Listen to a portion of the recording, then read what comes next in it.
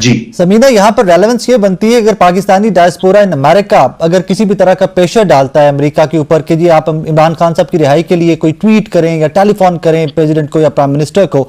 Don't you think so कि एक दफा फिर से हमारे इंटरनल अफेयर्स के अंदर ये मतलब डायरेक्ट मुदाखलत होगी, और माजी में एब्सोल्युटली नॉट, और अब फिर मुदाखलत के लिए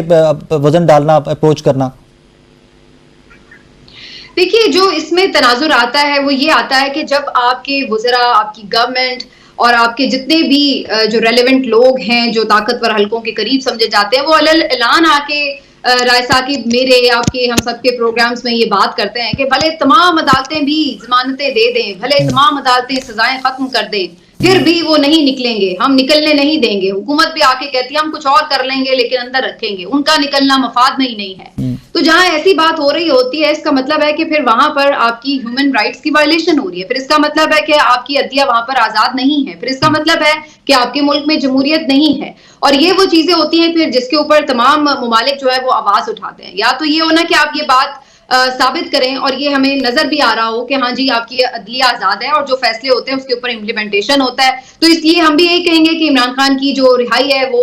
बिल्कुल, मैं तो खैर अब भी यही चाहूंगी कि इमरान खान की रिहाई अदालती फैसलों के तनाजुर में ही होनी चाहिए, बजाय इसके कि हम किसी की तरफ भी देखें। लेकिन मैं ये सिर्फ कहना ये चाह रही हूँ कि हुकूमत अगर ये इस तरह की बात करती है कि जी ये मुदाखलत है, तो ये मुदाखलत तो फिर हर वो मुल्क जो भी आवाज रखता है वो कहीं पे भी अगर देखता है कि इंसानी हुकूक की खिलाफ वर्जियां हो रही हैं तो वो आवाज उठाता है। ये मुदाखलत तो फिर पाकिस्तान भी करता है जब वो गजा के हक में बात करता है, ये मुदाखलत तो फिर पाकिस्तान भी करता है जब वो कश्मीर के हक में बात करता है। तो असल बात यह है कि वहां पर उस वक्त के सर्कमस्टांसेस क्या हैं और किस नौयत की वहां पर जो है वो इंसानी हुकूक की खिलाफ वर्जियां हो रही हैं, उस हवाले से फिर दूसरे ममालिक बात करते हैं। लेकिन मैं ये जरूर कहूंगी कि ऐसा नहीं है कि कोई आवाज नहीं आया कोई और उससे कोई फर्क नहीं पड़ेगा। हाँ, देखने वाली बात ये होगी कि रियासत उसके ऊपर फैसला क्या करती है। दबाव तो है, आवाज भी उठ रही है, लोग कहेंगे भी, लेकिन आपने क्या फैसला करना है? क्या आपने, जैसे अभी आप पूरी तरह अपने आवाम से लड़ रहे हैं कि हमने आपकी बात नहीं सुननी, तो क्या अब आप पूरी दुनिया से भी लड़ेंगे कि हमने आपकी भी बात नहीं सुननी?